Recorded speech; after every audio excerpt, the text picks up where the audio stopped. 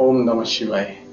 शिवधाम यात्रा के क्रम में आज चलते हैं भूमिकेश्वर धाम कलहरा।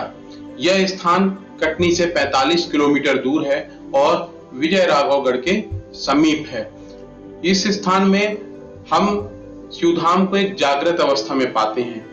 जब भगवान 14 वर्ष की वनवास के लिए भगवान श्री राम निकले थे तो यहाँ पर उन्होंने कुछ दिनों का विश्राम किया था। उस समय यह स्थान विंध्य वाटिका कहलाती थी और यहाँ से ही फिर उन्होंने दंडक वन के लिए प्रस्थान किया था। इस सब चीजों के एक दस्तावेजी प्रमाण भी हैं, साहित्यिक रूप से वो प्रमाण हैं। यह स्थान एक विलक्षण तीर्थ भी है क्योंकि यहाँ जो शिवलिंग की स्थापना की गई है उसके नीचे से काले रंग के पानी की एक धार निकलती रहती है, श्याम रंग के पानी की एक धार निकलती रहती है और यह धारा आगे जाकर एक विशाल सरोवर का निर्माण करती है और इसी सरोवर में से ही आके भक्त यहाँ पर भगवान भूमिकेश्वर के दर्शन करते हैं। इसलिए इस स्थान का नाम कलहरा पड़ा क्योंकि काले जल की धारा यहाँ पर बहती रहती है। इसका एक आधुनिक इतिहास भी है। 200 वर्ष पूर्व विजय राघवगढ़ के राजा प्रयागदास ने यहाँ के एक महान तपस्वी घोड़सनाथ जी को इस बात के लिए मनाया था कि वो कलहरा में आए और स्थायी रूप से यहाँ पर निवास करें। बहुत मनाने के बाद बाबा घोड़सनाथ जी वहाँ पर पधारे और स्थायी रूप से वहाँ रहने लगे। इसी खुशी में बाबा प्रयागदास जी ने, राजा प्रयागदास जी ने वहाँ एक बावड़ी का निर्माण कराया जो आज भी इस समय भी उपयोग में आ रही है।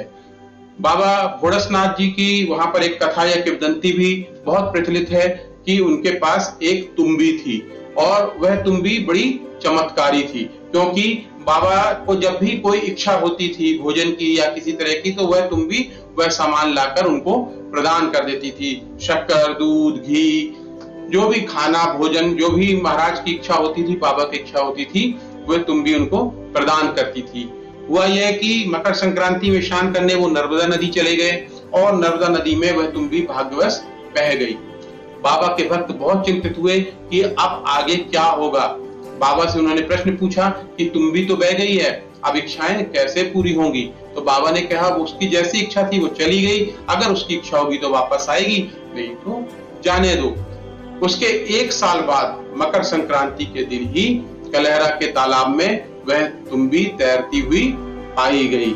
इस हजारों वर्ष पुराने स्थान में भूमिकेश्वर धाम में ऐसी ही हजारों किंवदंतियां और कहानियां कही और सुनी जाती हैं। इस हजारों वर्ष पुराने जो धाम में प्राकृतिक रूप से भी बहुत ही अधिक समृद्धि है। जब आप आएंगे तो बहुत अच्छा आपको लगेगा। और यहाँ सबसे प्राचीन मेला भी भरता है। मध्य प्रदेश के प्राचीन मेलों में से एक कहलाता है।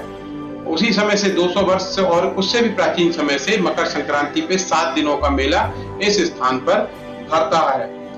बाबा भूमिकेश्वर को यहाँ से हम प्रणाम करते हैं और आपसे अनुरोध है कि इस धाम पर जब आप पधारेंगे तो भगवान राम के आराध्य शिव के दर्शन तो आपको होंगे ही साथ आपको दिव्यता का अनुभव होगा कि आप यहाँ प्रकृति की गोद में आकर पधारे हैं। तो पधारिए भूमिकेश्वर धाम। हम यही विश्राम लेते हैं, अगले अंक में फिर मिलेंगे किसी नए शिव धाम में। तब तक के लिए हर हर महादेव, ओम नमः शिवाय। यह कलहरा का आधुनिक रूप है। इसमें इस समय पानी की जो धारा है वह नहीं बह रही है, बंद है और ऐसा कहा जा रहा है कि यहाँ पर जो खदान बन गई है नई कैमूर साइड, उसके कारण यहाँ पर पानी का आना बंद हो गया है और केवल अब बारिश बस में ही पानी यहाँ पर आता है। इस समय हम लोग दोपहर में कलहरा के शिवलिंग धाम में है, भूमिकेश्वर धाम में। लेकिन इस समय एकदम शांति छाई हुई है और यह तालाब भी अभी इस समय सूख गया है। ग्रामीणों का कहना है कि केवल बारिश में ही अब यह तालाब भरता है।